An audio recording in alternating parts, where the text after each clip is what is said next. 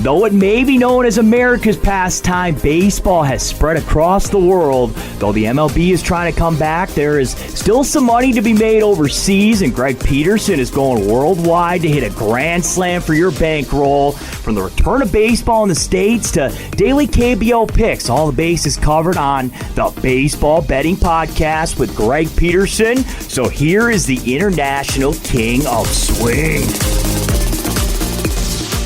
Happy weekend to you all. Welcome to the Baseball Betting Podcast with myself, Greg Peterson. We have got a tremendous show for you today. As Daniel Kim, you've probably seen him on a lot of ESPN's KBO broadcasts. He's going to be talking to me in the second segment. We're going to be talking about just the lay of the land in general in the KBO, just some of what he's noticed with regards to when fans might be returning to the stands in the KBO as well, because this can make quite an impact on a lot of these games. And as we know, there's been a little bit of a COVID-19 breakout in South Korea, so we're going to get a little bit of a roundup on that. And in the final segment, going to give you a side and total on every game on today's KBO betting board as we touch them all. Well, it actually sort of depends on where you live. It's going to be tonight's Las Vegas betting board if you're on the West Coast, because these games are at 10 p.m. Pacific time, and that means that they're 1 a.m. Eastern Sunday, so sort of depends on where you are with that regard, but still going to give you a side and total on all 5 KBO games, and I always love being able to answer your Twitter questions at GNR41, where you're able to fire those in.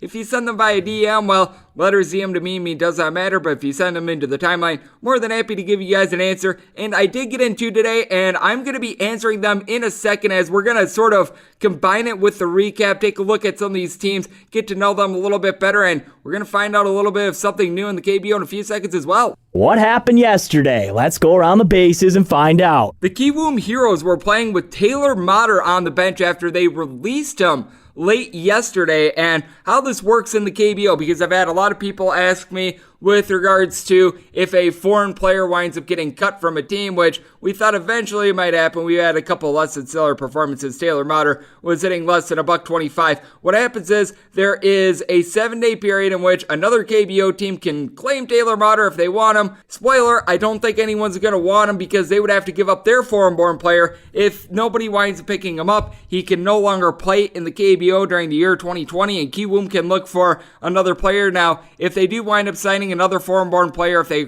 are currently outside the country of South Korea, they do have to do the self-quarantine for 14 days, but they are able to sign, say, one of these minor league guys that got furloughed by the MLB. So that is something that you do want to note. And without Motter on Friday morning, the Kiwoom Heroes took it to the KT Wiz, aka Smiling Blobs, by a count of 14-3. Our good friends the Blobs were actually able to get up 2-0 in this game as they were able to get a pair of home runs off the bat of Sungwoo Jang along with Seng Chol Moon, but they really didn't get a whole lot of pop out of anyone else. These two guys wound up combining for 4 of the team's 7 hits, and for Kiwoom, they were able to go deep twice in this game as well. Hee-Sung Kim was able to go yard in the 7th spot, and Dong Won Park has really been tearing it up at the catcher spot, now hitting a .351, his 6th home run of the year. Back in 2018, he had 6 home runs the entire year, so that tells you how he's been playing. William Cuevas did not necessarily have the best of starts for the Smiling Blobs. 4 1/3 innings, he gave up both of those home runs, 5 runs, all of which were earned, but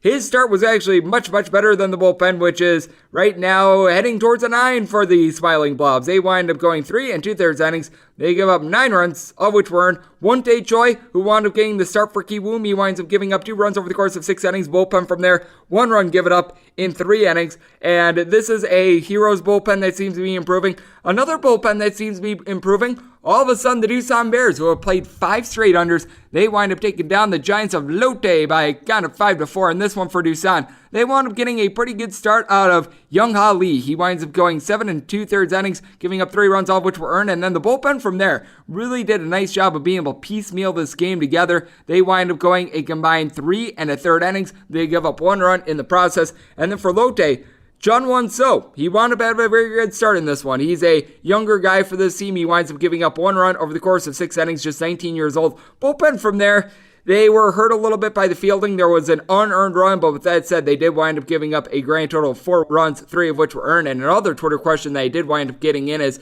how much stock do I put into the fielding with regards to the KBO? And what I have to say about that is, you don't know when these errors are going to pop up. You are noticing in the KBO, there are a lot more errors committed by teams. Some teams more than others. You've got a team like the Samsung Lions that they sometimes hurt themselves a little bit with regards to errors. The SK Wyverns have been the absolute worst with that regard. And then you've got some sure-handed guys like Channel Park of the Kia Tigers. He's been doing a very good job. And the best way to be able to gauge that is instead of looking at a pitcher's ERA, look at a pitcher's and a team's runs per game. That's a big way to be able to disseminate and know which teams are doing a better job of fielding than others, because if a guy's ERA is right around 4, but the team is giving up 5 runs per game, that tells you a little bit of how that's going. But getting back to the Doosan versus Lotte game, for Doosan in this one, Jose Miguel Fernandez winds up going 2 of 3. He just continues to rip the cover off the ball. 472 batting average. And what else is very promising for the Doosan Bears is that they're getting back some of their big bombers. J.L.O. has missed a couple games so far this year. He's hitting a 356. He wound up being able to get just 1 hit in this one, but just seeing him back in the lineup is obviously very promising for Doosan. And despite the fact that they have been slowing down the offense a little bit, they have won 4 out of their last 5 games. Prior to their series against Samsung, the NC Dinos were really tearing it up, and they still are number 1 in the KBO when it comes to record, but they have now lost 2 straight games for the first time all year, and they get just shellacked by the Samsung Lions by kind of 9-1. In this one for the Dinos, they just weren't able to get a whole lot of hits, a grand total of 4 by the team. Mr. Aaron Altair, aka Aaron Alterable, he wound up going 0-4 in this game. He's back below 250 with his batting average. And for Samsung, they are really getting some good performance out of one Tyler Saladino. 3 of 4 in this game. He finally has his batting average back above the Mendoza line. And he also had a very nice tag on a ball that was a little bit high when he was at first base. Was able to tag the runner out, so that was good. And in this one, Mike Wright was actually pretty solid for the NC Dinos. Nothing great, but nothing awful. Gives up 3 runs over the course of 6 innings. Bullpen from there, it's really starting to show its warts for the Dinos. They wind up giving up 6 runs over the course of 2 innings. And then for Samsung, David Buchanan continues to be all over the place. In 3 out of his 5 starts, he has allowed 0 or 1 earned runs, and in the other 2, he combined 15 runs in this one. 7 innings, he gives up 1 run. Bullpen from there, they go 2 innings. They don't give up a single run. Samsung right now in the top 2 in the KBO when it comes to bullpen ERA. The LG Twins have been doing a solid job with their bullpen as well, but on Friday night / Saturday morning, that was not the case, as the Kia Tigers were able to tear them apart by kind of 10-6. In this one for Kia, they actually got a pretty solid start out of Minwoo Lee. He winds up giving up 2 runs over the course of 7 innings, but only 1 of which was earned. He was hurt a little bit by the fielding.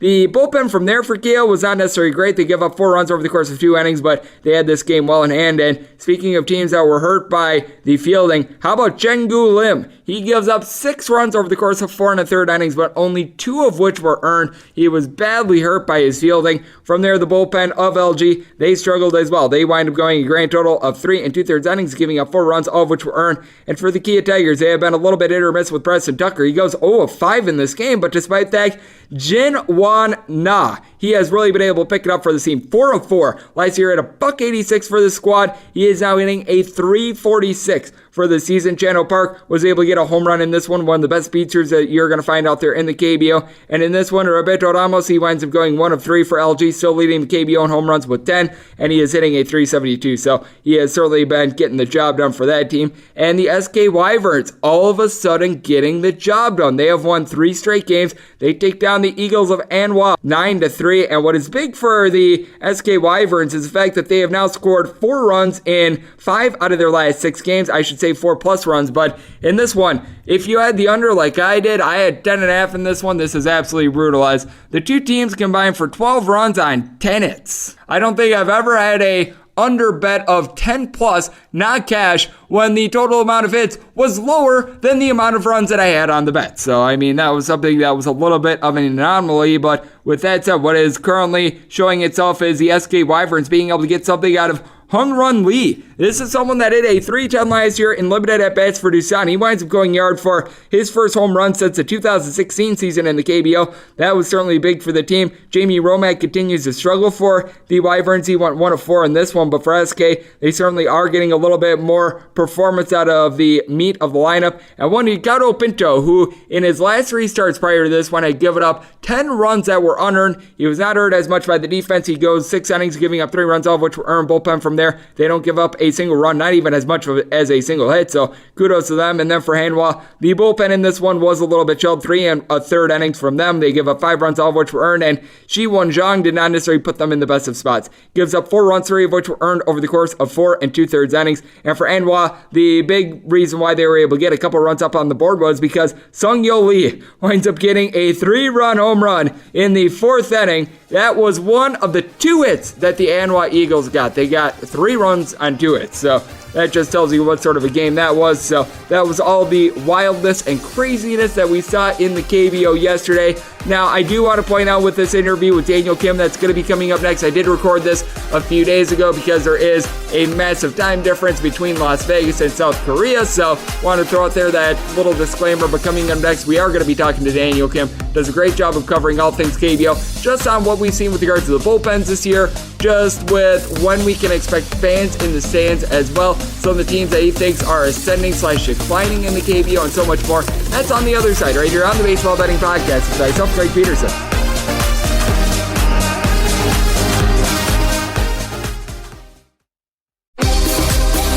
Greg is calling in a pinch hitter from the Overtime Network hotline.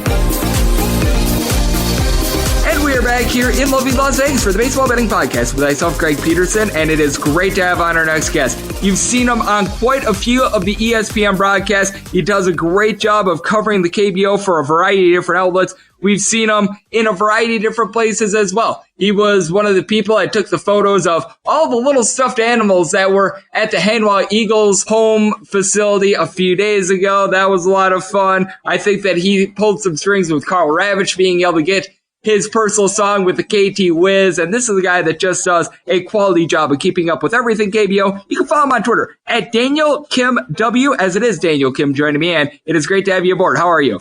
Thanks for having me. It's great to always talk about baseball. It certainly is. We certainly don't have the MLB out here in the States, but many people, much like myself, we're falling in love with the KBO. It's been a lot of fun. Very unpredictable, to say the least, but it's been very fun. And I know that you're someone that you were born and raised in Korea, and then you wound up moving to New York a little bit. Just tell us a little bit about how you got into the KBO and just a little bit more about your story in general. Well, I was born in Korea, just like you said, but my family immigrated to U.S. When I was in 6th grade. So I was raised up in basically, I spent most of my time in New York, and I've been living in Korea for the last 10 years, and I've been covering baseball. I got into baseball because I ended up working for New York Mets back in 1998. And that's how I got into baseball. I worked for the Mets about 8 seasons. And then ever since then, baseball has been my life. I've been making a fun living working in baseball. Trust me, being someone that works in sports, you just feel like you don't work a day in your life. It certainly is a dream come true. And when it comes to the KBO versus the MLB, what would you say is the biggest difference? Because with me watching the KBO for about a month or so now, what I think is the biggest difference, in my opinion, is guys just do not want to go down looking on that third strike. I think that that's the biggest thing that you're going to notice in the KBO. There's obviously a little bit more respect when a guy makes a great play, robbing a home run, things of this nature. But for me, the biggest difference I notice is that nobody is going to go down looking. And these guys, even if they're number 8, number 9 in the lineup, they are going to scratch and claw foul balls away just to try to get on base. Right. You're 100% right. They have a pretty good contact rate. Obviously, one of the big differences is that a pitcher's velocity isn't as high as Major League Baseball. And I think that has something to do with less strikeouts. And also the batters tend to choke up once they get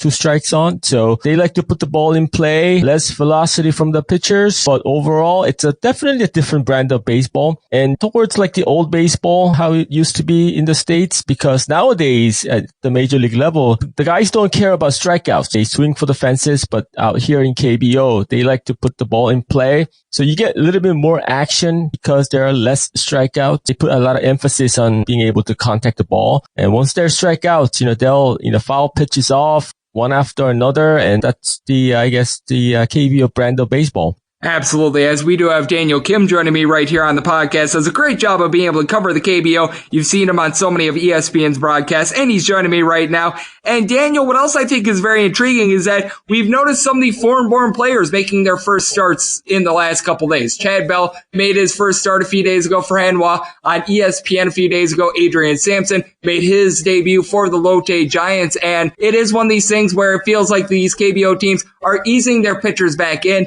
Chad Bell wound up going 60 pitches. Adrian Sampson went 59. I think the limit was initially 50, but he actually went a couple pitches above that. And how do these KBO teams typically handle these starters when they are coming back? Is this a little bit more of the norm, or are they just trying to ease the foreign pitchers back a little bit more cautiously than they normally would, just to have them more towards the back half of the season? Well, each had different situation. Chad Bell was having some discomfort in his elbow, so his start of the season got delayed. They wanted to kind of ease him in, and that's one of the reasons why his first start of the year was delayed.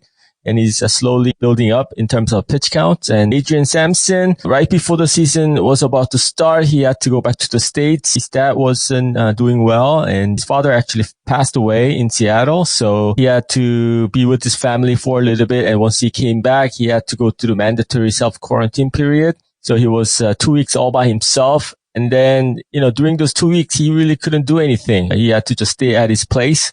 So he needed another whole new set of, build-up period. He made his first start. They wanted to kind of ease him in as well, because I guess he kind of needed another set of spring training. So those two pitchers, they had some reasons behind our late start. And I think this is a 144 game schedule in KBO, and we've still got ways to go. Given the fact that this is just the very start of the season, they wanted to make sure that they could stay healthy for the entire season. Absolutely. I do think that that is something that is worth noting. And something else that we've noticed with regards to KBO in general is obviously one that is very glaring. I mentioned how you took a picture of all the stuffed animals a few days ago with the Hanwha Eagles. There are currently no fans in the stands. There was a plan to get the fans in the stands within the next 7 days or so, but we do know that there has been a little bit of an outbreak with regards to COVID-19. So this has been pushed back a little bit.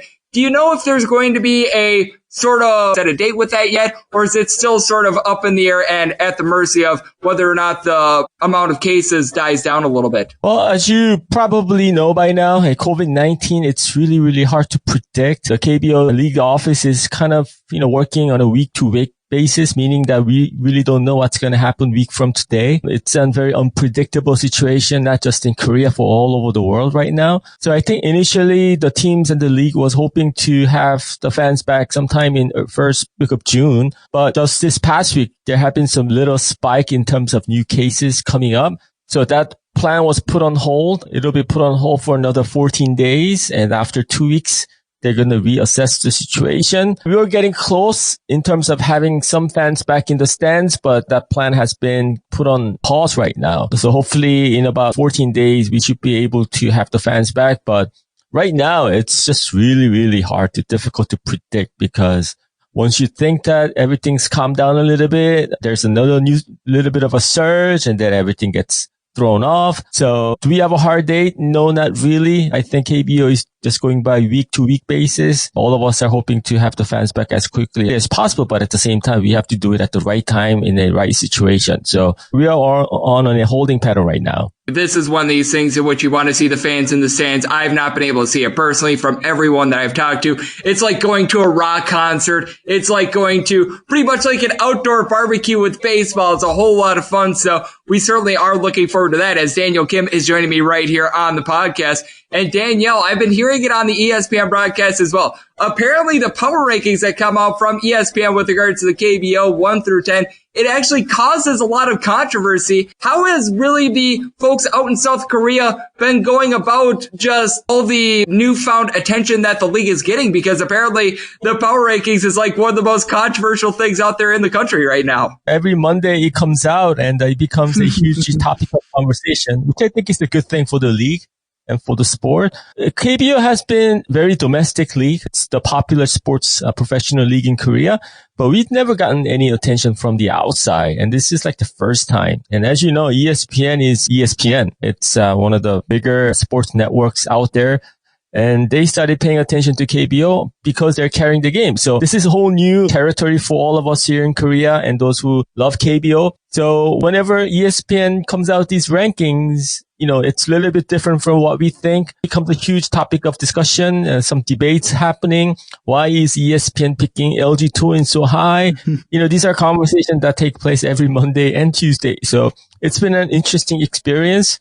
There's no right or wrong answer in baseball, as you know. We're just, excited and happy that KBO is getting some attention outside of Korea. These rankings are fun to talk about. Oh, they certainly are. And who's a team that you feel like might be a little bit too highly or lowly rated right now by a lot of the general public? Because as we know, the NC Dinos, they're right now just running away with the league through 20 games, a 17-3 record. They've been able to tear it up. Wyverns, I think that they've established themselves as of right now as a cellar dweller. Obviously, this is a team that they could turn around. We saw them very nearly win the regular season last year in the KBO, but they're sitting at 4-16 through 20 games. But who's a team or two that you feel like is maybe getting either a little bit too much or a little bit too little love? You know what? I decided to not to say anything about the rankings because first week I was on ESPN and then I told those guys that LG Twins was ranked way too high. And as soon as I said that, they went on a 5-game winning streak and they made me look really, really bad. And LG Twins are in the second place right now in terms of standings,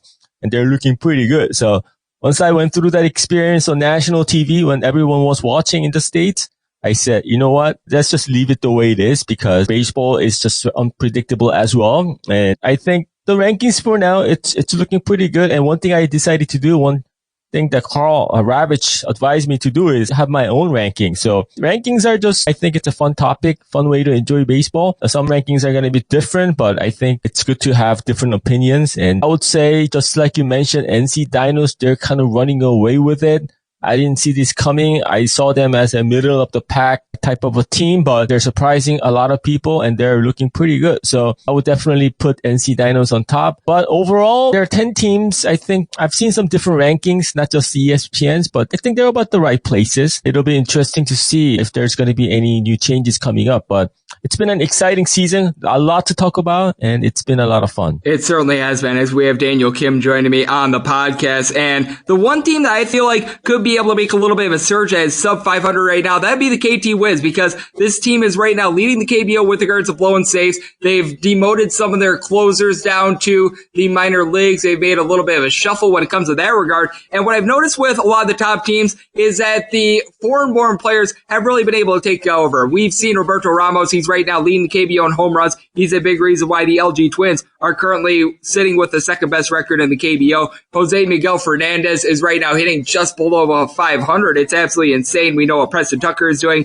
for the Kia Tigers, and Mel Rojas has been good for KT, and the starting pitching has not been bad. I feel like if they could just get a little bit more out of the bullpen, this is a team that can make a surge and be able to make that KBO playoff. Right. You mentioned a very important part of KBO baseball. In order for you to contend or have any kind of a good record, you need all your foreign guys to perform well. Let's say right now, Samsung Lions, they're without Ben Lively, and he's out for 8 weeks. And that's one of the reasons why Samsung's in the bottom part of the standings. You mentioned Ramos. You mentioned Preston Tucker. These guys have to be the best players on their teams. The teams that are doing well, they all have foreign pitchers or batter that's playing really, really well. So that's one of the prerequisites to having a good season in KBO. I think that's one area that you need to keep an eye on. How are the foreign guys doing? Are they doing well? Then most likely that team is going to be really high in the standings. And KT Wiz, ERA-wise, their bullpen was the best in the league last year. So we didn't see this coming at all. I don't know what happened. I don't know what they ate, how they slept,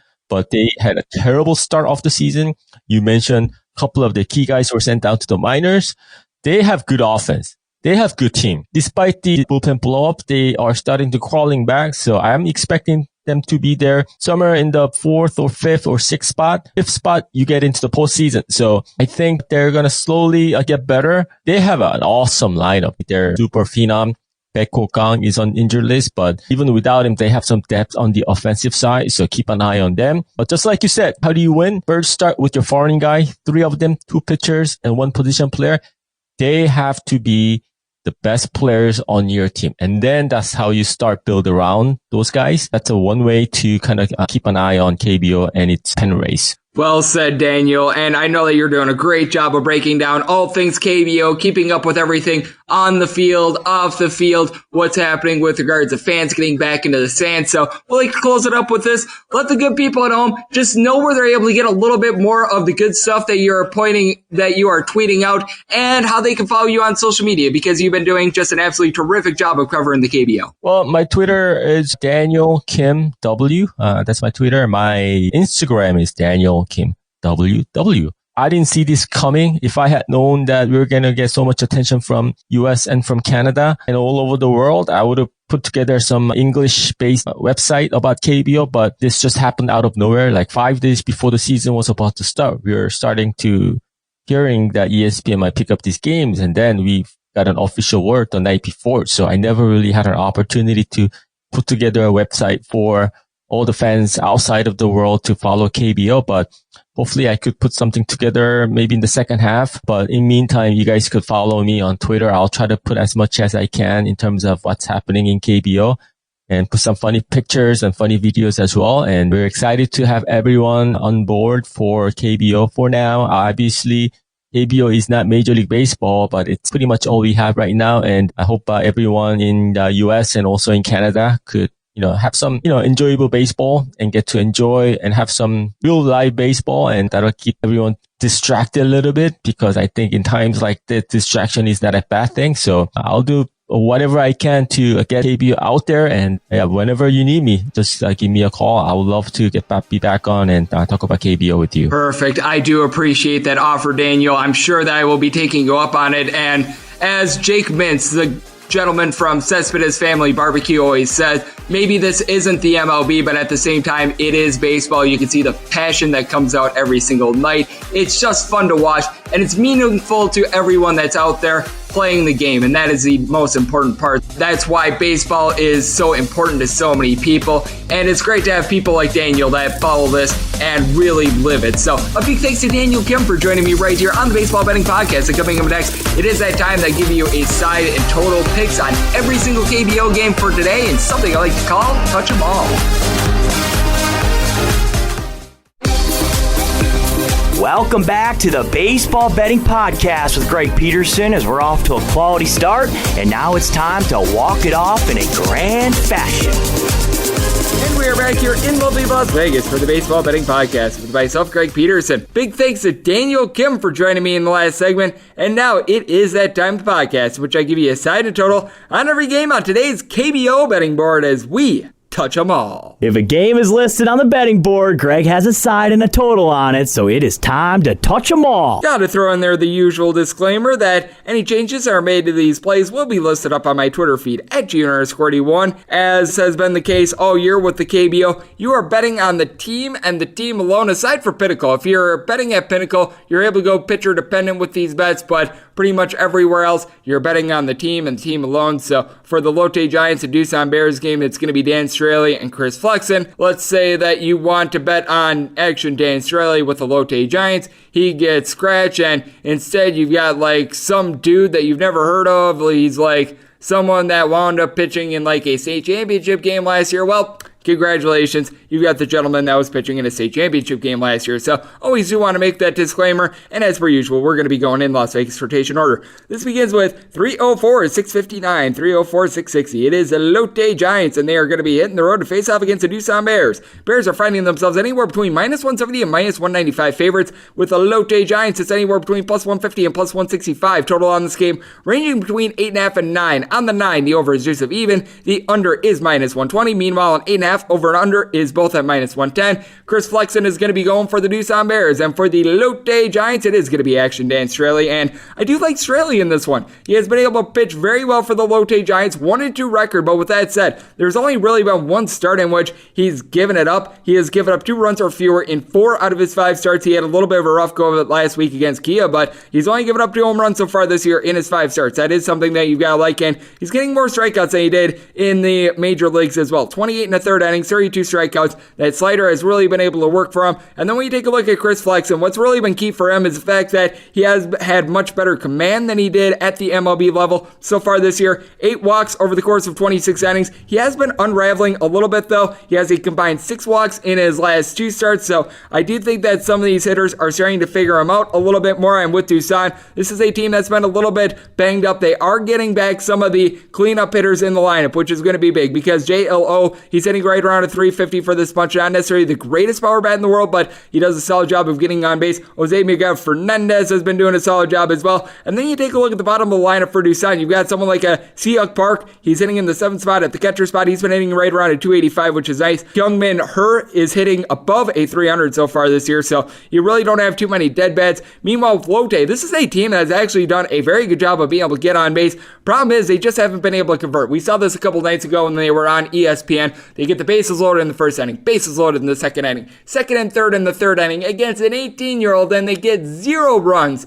in all 3 of those innings. That's a little bit heartbreaking. We saw it on display Friday night/Saturday morning as well. They had a combined 15 hits and walks in that game against Tucson, only 4 runs to show for it. I do think that this is going to turn around because you've got Chi-Young An, who's been doing a very nice job of getting on base for this team, hitting right around 280 so far this year. He has this 1 home run. Last year he had 5 home runs, but the year before that he had 23 home runs, so perhaps there's going to be a little bit more power in the back. Deo Lee has been doing a good job of getting on base, 354 batting average, only 1 home run. He probably should have had 2, but with that said, there was a home run that was under review in that series against Samsung. It was taken off the board. Dixon Machado has really been sinking with regards to his batting average, but it seems like he's been doing a little bit better recently. He had 2 hits yesterday. I do think that this is going to be a little bit of a higher scoring game because with Tucson, they've been pitching better on the bullpen recently, but they had to use a lot of arms yesterday. With Lotte, they certainly have had to use a lot of bullpen arms as well, but I think that Dan Straley is going to be able to go 6+ strong to be able to save a lot of those trustworthy bullpen arms. So we're going to be taking the plus price here with Lotte, and we're going to be taking this total over as well. We move on to 304-661, 304-662. The Kia Tigers are going to be playing against the LG Twins. The LG Twins are going to be as low as -110 in this one. That will make the game a pick'em, and as high as -120. That makes the Kia Tigers anywhere between even and +110. Total on this game that you're going to find is 8.5. Your over has juice right around -105 to -110. Meanwhile, the under is anywhere between -110 and -115. Drew Gagnon is going to be pitching for the Kia Tigers. Meanwhile, if you take a look at the LG Twins, it is going to be Tyler Wilson, and after a little bit of a rough start to the year, Tyler Wilson has really been able to hold down the fort. I just think that in the first start for Tyler Wilson, which he gave up 7 runs, all of which were earned against the NC Dinos, that was a little bit of a byproduct of the quarantine that he had to go through because, as I mentioned in the first segment, if you wind up entering the country of South Korea, you have to self-quarantine for 14 days. You could tell that he was a little bit out of sorts in that start. Ever since then, the 3 starts ever since that quarantine, he has been very strong. He has went a combined 19 innings. He's given up 5 runs, 4 of which were earned, has done a nice job of holding down the fort, and last year he did a great job of being able to keep the ball in the yard as well. 185 innings, 7 home runs given up. This is not going to be a great swing and miss guy. 18 punch-outs in 23 and a third innings so far this year, but he just does a great job of keeping the ball in the yard, doesn't walk too many guys. I do like him in this spot, and then when you take a look at Mr. Gagnon, you just don't know what you're going to get out of him from game to game. His first 2 starts were just absolutely wretched. Gave up a combined 8 runs, 7 of which were earned in 10 and a third innings. His last 2 starts have been masterful. 13 innings in those 2 starts. He winds up giving up no earned runs, but I will say this. One of those starts came out against a Smiling Blobs team that is right now dealing with a whole bunch of injuries, and the other came against a Lotte Giants team that is just stranding the world on base right now, so you do have a lot of that going on. But with that said, I do think that LG is going to be able to get to Mr. Gagnon with the Kia Tigers. They have had to use up quite a few bullpen arms the last couple days, and with LG, we saw their bullpen get taxed as well, so I do think that Wilson is going to be able to give LG a very quality start. I do think that they're going to give up a couple runs late, but with LG, I like their offense a little bit better. You've got Hyun-Soo Kim, aka the hitting machine. This is someone that's hitting at 398 for the year, and then you pair him up with a guy that leads the KBO in home runs in Roberto Ramos, hitting at 372, 10 home runs, over 20 RBI. He has been masterful. Preston Tucker went 0-5 for Kia yesterday. I think that he's going to be able to get online as well. And when you take a look at Kia, Chano Park is one of the quickest guys that you're going to find out there in the KBO. Very sure-handed with the glove. He wound up stealing 36 bases last year. Does a good job of getting on right around a 275 average. I think that both these offenses are going to be able to do well against a pair of pretty solid starting pitchers. I do think that LG is going to give up a couple runs out of the bullpen. I think Kia is going to follow suit. That is going to lead to an over. I think that in the end, LG has a better lineup, so we're going to be taking the LG Twins and the over. We move on to 304-663,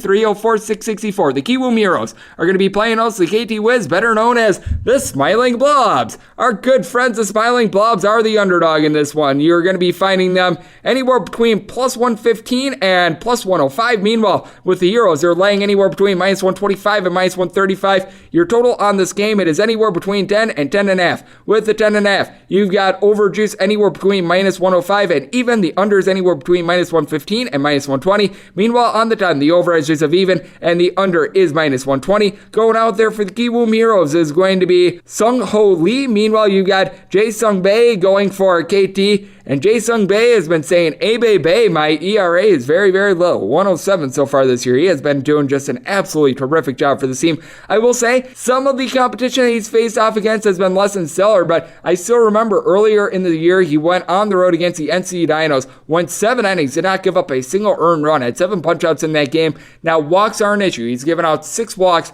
in his last 2 starts, but I do think that he is going to be able to hold down the fort. 23-year-old pitcher that I think is going to be one of the future stars in the KBO, and he's going up against a 21-year-old in Sung-Ho Lee, who has been a little bit all over the map so far this year. In his last start against the NC Dinos, he winds up giving up 4 runs over the course of 6 innings. His command has been all over the place. In 9 out of his last 10 starts, he's had at least 2 walks, so that certainly is going to be a little bit of an issue. But if you take a look at the Smiling Blobs, they certainly are missing some of their big power bats, which means that Mel Rojas, the guy that's hitting right around a 400, he needs to do a little bit of everything because Bae-Ho Kong, he's hitting a 333 for the year. He's got 5 home runs. He's been out for about a week now, so he has had to pick up the load for him. I will say this, Woo-Jun Sim, who is in the leadoff spot for KT, he's done a solid job of getting on base. One of the fastest guys that you're going to find out there in the KBO, sitting at 290. I will say this, he has been slumping a little bit, 3 hits in the team's last 5 games, so he needs to get on base to be able to set the table for the Smiling Blobs. As we know, the Smiling Blobs bullpen, it has not been good, but I think that Bae is going to be able to give a quality start. You can tell that the Smiling Blobs were trotting out there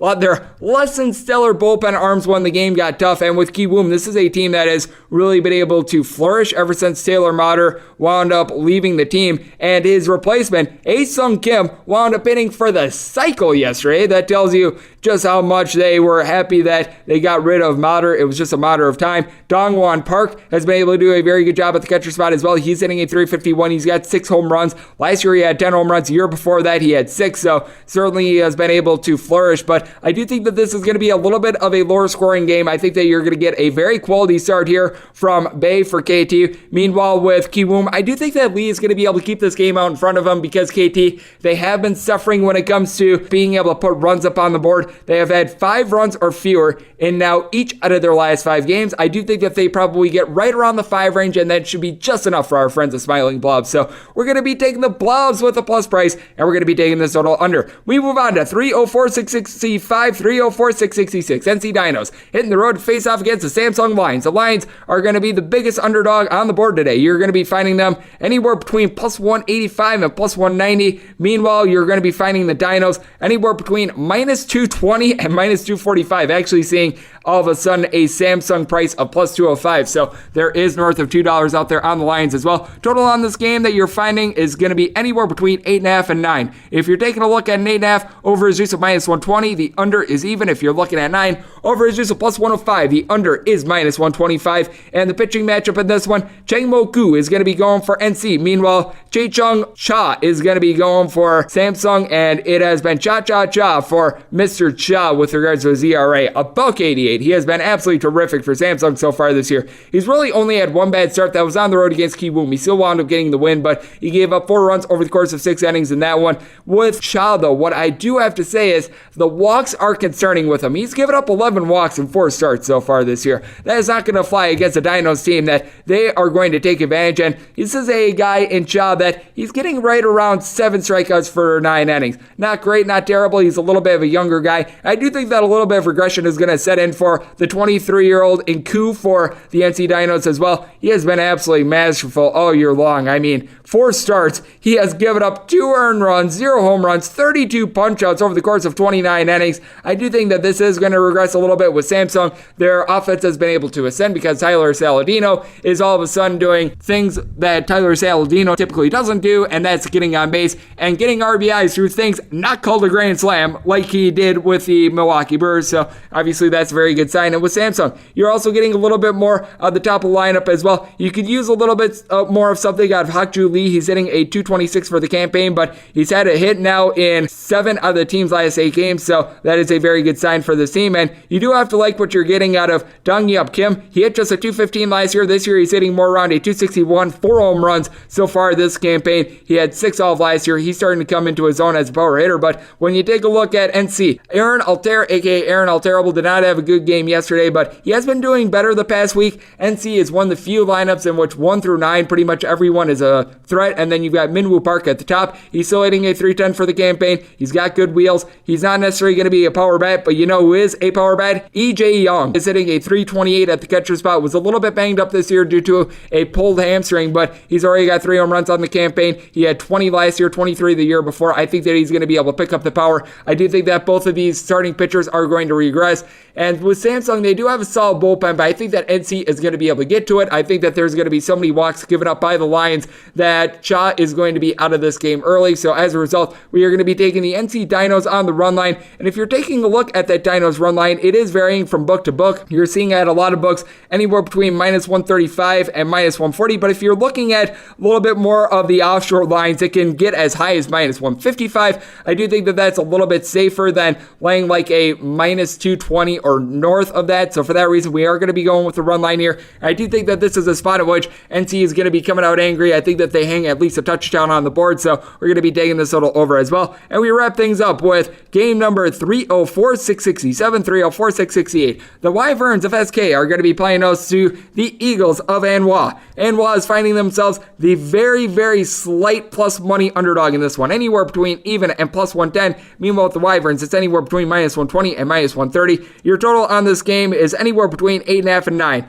On the 8.5, the over is juice of minus 120. The under is even. If you're taking a look at the 9, the over is juice of minus 110. The under is minus 110. Going for the Anhwa Eagles in this one is going to be Chad Bell. Meanwhile, on the flip side, you are going to be finding a starter of Jun-Hoon Park, and with Mr. Park, he has actually been pretty solid for SK so far this year. A 3.27 ERA. He's got a little bit of an awkward arm slot, which makes him a little bit harder to catch up with. He has given up just 2 home runs in 22 innings so far this year, and he's done a good job of controlling the walks, about 3 walks per 9 innings, and he's been able to just be able to hold down the fort. He's went 5 innings in 3 out of his 4 starts, so you gotta think that the SK bullpen is going to be pushed into action. But the SK bullpen last year was one of the tops out there in the KBO, got off to a rough start this year, but they've been doing a little bit of a better job recently. And with Anhwa, you just don't know what you're going to get out of this offense from game to game. They have lost 8 out of their last 10 games, and for that matter, 7 straight, but they have been a squad that has seen a little bit of a come up when it comes to their power. Sung-Yul Lee was able to get a home run yesterday.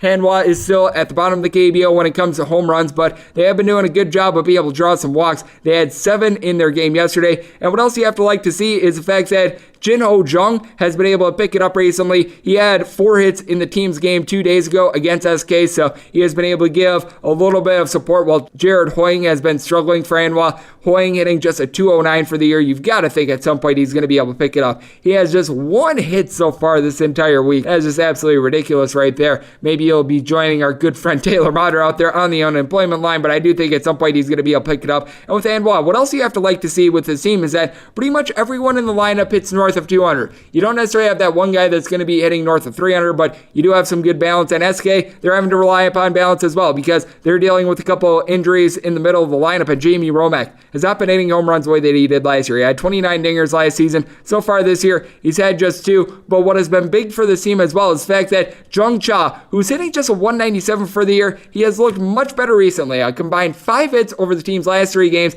That is certainly promising because last year when he was hitting 292 for the team, he also had 29 home runs. So far this year, he's had just 2, but the last couple days have certainly been a very good sign for him. And then Ji-Hoon Cha has been actually a very nice addition out of the outfield as well. He just recently started getting starts this week week for SK. He's been hitting a 294. He's been able to show off some very good range in the outfield with regards to his fielding. He's got a little bit of speed, so I do like that for SK, but I do think that Chad Bell is going to be able to go a little bit further than he did in his first start. We just wound up talking to Daniel Kim about this. In his first start, Bell wound up being able to give the team a combined 60 pitches over the course of 3 1/3 innings, gave up 2 hits when he was in the KBO last year, had a 3.50 ERA, 11-10 record. He had 2 walks in his first start. I do think that command might be a little bit of an issue with him because he wound up giving up 63 walks last year in 177 1/3 innings, but he does a good job of being able to keep the ball in the yard with SK. I do feel like they're going to be able to put a couple runs up on the board, but I think that Hanwha